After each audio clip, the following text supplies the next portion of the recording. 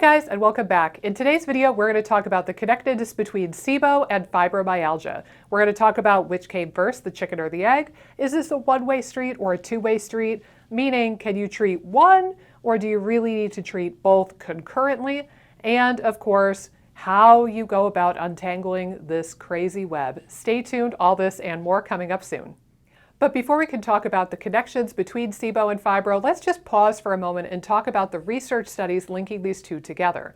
It's not quite as compelling of a link as you would think looking at it at first glance. I know there's really compelling numbers, people saying that 80 or even 100% of fibro patients have SIBO, and you're like, whoa, my mind is blown.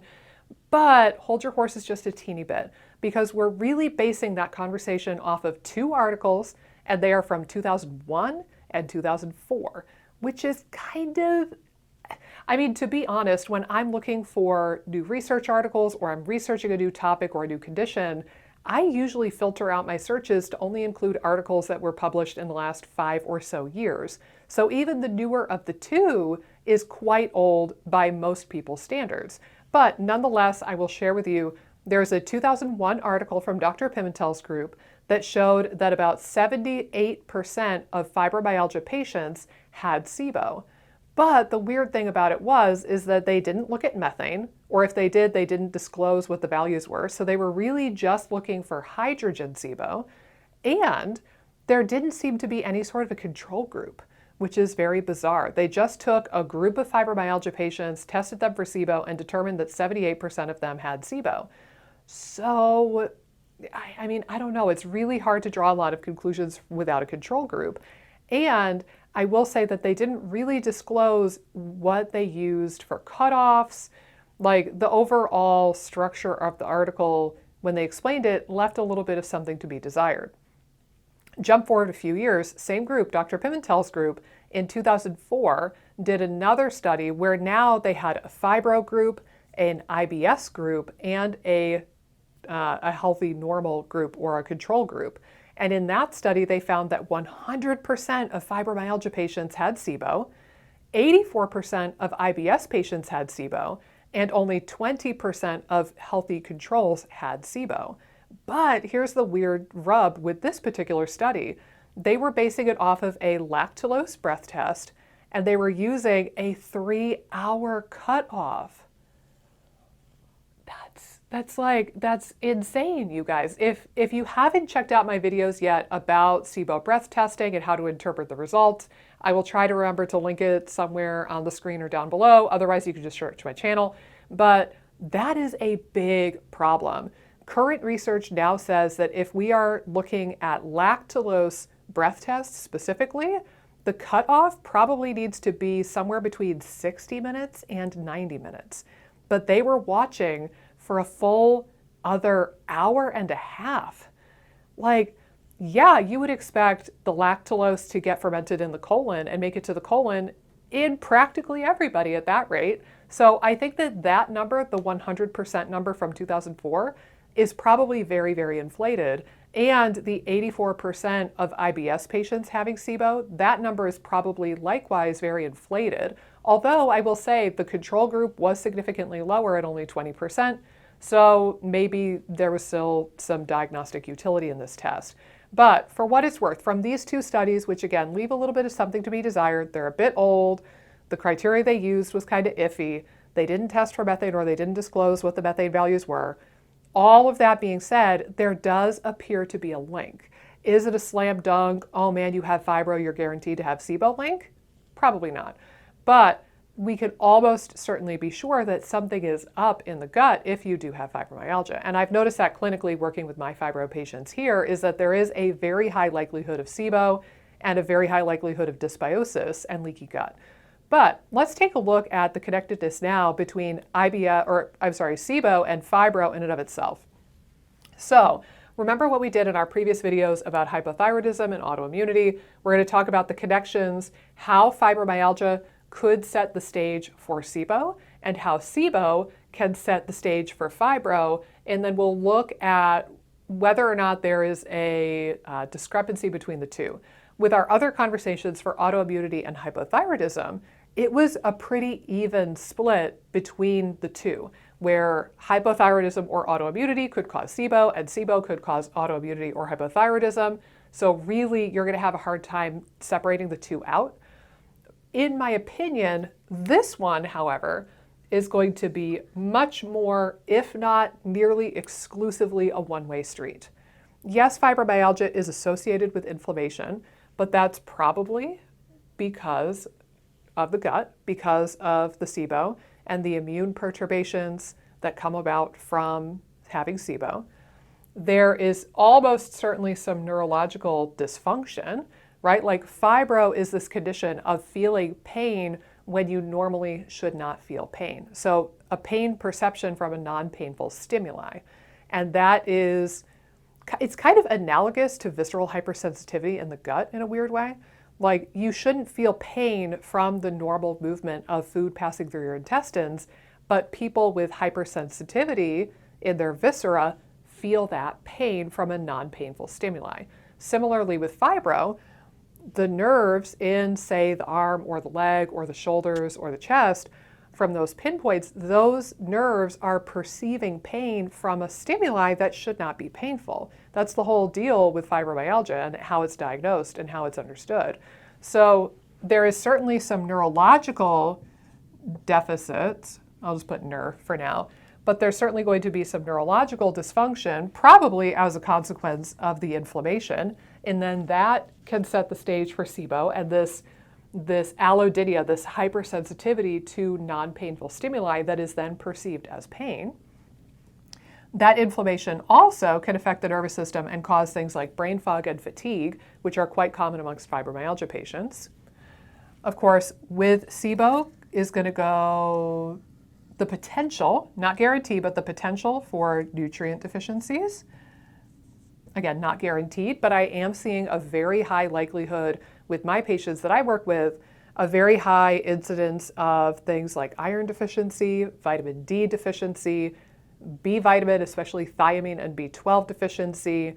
Occasionally we'll see deficiencies in things like zinc or other nutrients, but oftentimes there's nutritional deficiencies, either from the SIBO itself causing some malabsorption, maldigestion, or the diet that is recommended for SIBO.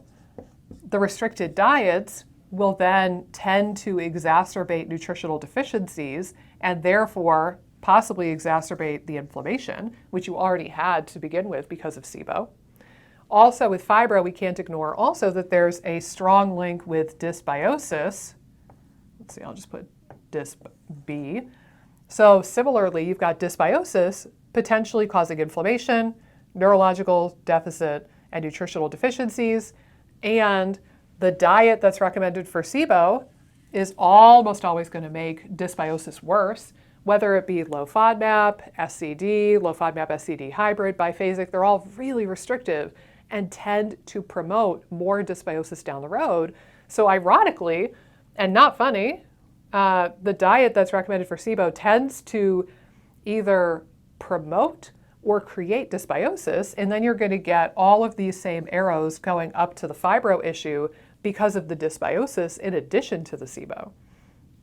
And then finally, that inflammation that is caused by the SIBO also will tend to promote leaky gut. I'll just put LG. Again, that's a consequence of the local inflammation and a consequence of this dysbiosis, so we can connect that one up here somewhat. And then leaky gut is going to mean that you're absorbing more of the inflammatory crap, pun intended, from your microbiome. You're absorbing more lipopolysaccharides and more toxins and more junk. And then your liver has to deal with that. Your immune system has to deal with that. And now you have the immune perturbations that are also quite common with fibromyalgia and also autoimmunity and other conditions for that matter. But if you think about fibro, how can fibro promote SIBO? So again, we're trying to answer the question, which came first, the chicken or the egg? Is it that the SIBO caused the fibro, or could there be a two-way street that is worthy of our attention? And I would say there's a couple of ways, but they're not nearly as strong and numerous as the links that we already painted. So for example, folks with fibro oftentimes are going to have that feeling of blah, whether it's just low energy, brain fog, maybe even depression, and it's like their nervous system just kind of doesn't want to work, like, right? That is going to promote a disinterest or an inability to work out. So lower, I'll just put EX for exercise. So oftentimes people with fibro have a really difficult time exercising, and that movement is going to cause some degree of neurological deficit. So I'll just put as an offshoot here. I'll just put neuro. The brain likes movement. The brain likes to be stimulated. And, you know, if you factor in the idea of going outside or going to the gym or going to yoga, like the experience of exercising and the movement of exercising and the blood flow of the exercising, all of those things stimulate and regulate the nervous system, which then promote bacterial diversity in the gut. So exercise is therapeutic for dysbiosis. It also promotes motility and therefore can be helpful for the eradication of SIBO. So this lack of exercise, lack of movement can cause some degree of neurological impairment and dysmotility, perhaps. So we'll just put DYSM for dysmotility, and then that could potentially promote SIBO. Likewise, let's see, running out of room on my beautiful little picture here. Similarly, there can be other things that are a part of the fibro condition for people. So for example, chronic viral infections are not uncommon, like Epstein-Barr virus. So if we imagine over here, for example, let's take EBV as an easy one. So let's say Epstein-Barr virus is part of what's causing somebody's fibromyalgia. Well, then that is going to cause some immune disturbance, whether it be inflammation, immune imbalance, immune perturbation, however you want to say it. But in that case, the EBV is not only creating some dysfunction for the fibro, but that could be a completely separate entity causing inflammation or immune perturbation or immune imbalance that is then going to net you a harder time recovering from SIBO or keep you ingrained in that SIBO territory. So I could see that happening too, not directly because of the fibro, but because of the other things that can contribute to fibro. And I think out of everything here, that's probably going to be the biggest couple of things is the lack of movement, the lack of exercise, just because people with fibro tend to have low energy. They have fatigue and brain fog and blah, and they ache and they don't feel like they can work out, which is understandable. But that lack of movement tends to facilitate some neurological deficits, which can impair motility. And ultimately, either that in and of itself or something like EBV or another root cause for fibro could perturb the immune system and create inflammation or immune imbalance, which can potentially keep you stuck in SIBO la-la land. So, you know, to kind of think of it this way, if you look at the balance between the arrows, we have many more arrows going from SIBO towards fibro. And honestly, if I had drawn dysbiosis on that side, many more arrows going from the gut towards causing fibro or contributing to fibro. And relatively fewer, although not insignificant, arrows pointing from the fibro back towards SIBO. So if you are watching this video and you have both SIBO and fibromyalgia and you're feeling very stuck and frustrated and like, crap, like what do I do? Do I have to like do multiple things to get the SIBO to go away? I would advise you to focus most of your effort on the gut, whether that be focusing on the SIBO, dysbiosis, candida, leaky gut, local inflammation, local histamine responses, whatever it might be. Work on the SIBO, the dysbiosis, the motility, focus on the gut stuff first and foremost. If you don't make significant progress in your fibromyalgia symptoms and you don't feel like you're making some good forward momentum type progress, then you might want to think about these and think about how the fibro is affecting SIBO or possibly keeping you stuck. So that might involve looking for other root causes. Like, you could have more than one root cause, guys. That's not uncommon, actually. So maybe go ahead and get some testing for viral infections, for example, or test your immune system out and get some blood work done. Look for nutritional deficiencies. Start hunting for other root causes of the fibro that could be there in addition to the SIBO, and start thinking about how you can incorporate some movement into your day, getting your nervous system to work as well as humanly possible, whether that be doing some light exercise or just getting outside and getting some sunshine on your face, having social connections and being around people to get that neurological stimulation, joining a club, reading a book, whatever it might be, being around animals. I mean, try to stimulate your nervous system and keep your nervous system happy and balanced in whatever way you can. Promote motility in whatever way you can, whether it be prokinetics, mindfulness and meditation, vagal nerve work, whatever it might be.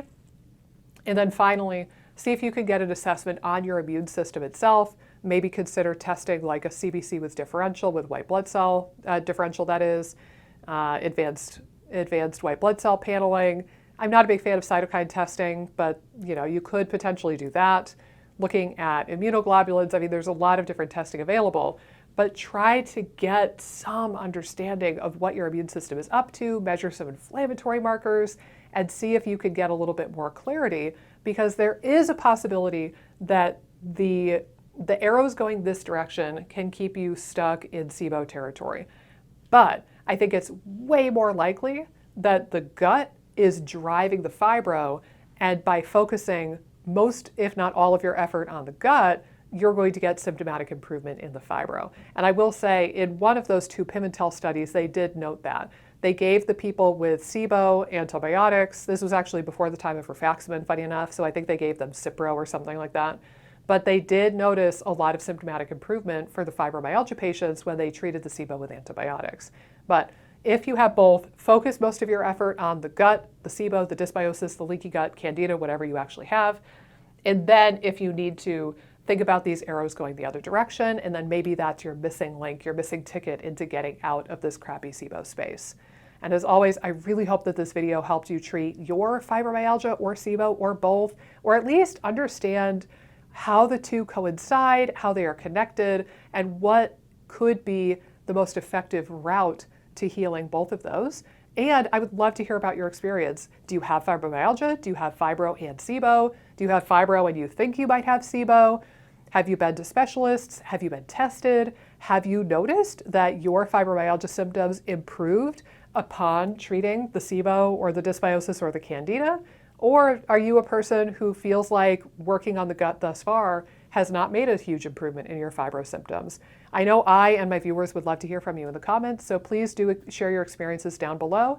And as always, I will see you guys in the next video. Hey guys, if you like this video, be sure to subscribe, ring the bell, click the like button, and leave a comment down below with the videos that you would like to see me do next. Doing all of those really helps support the channel and support my efforts in making as many videos as possible for you guys. Thanks so much, and I'll see you in the next video.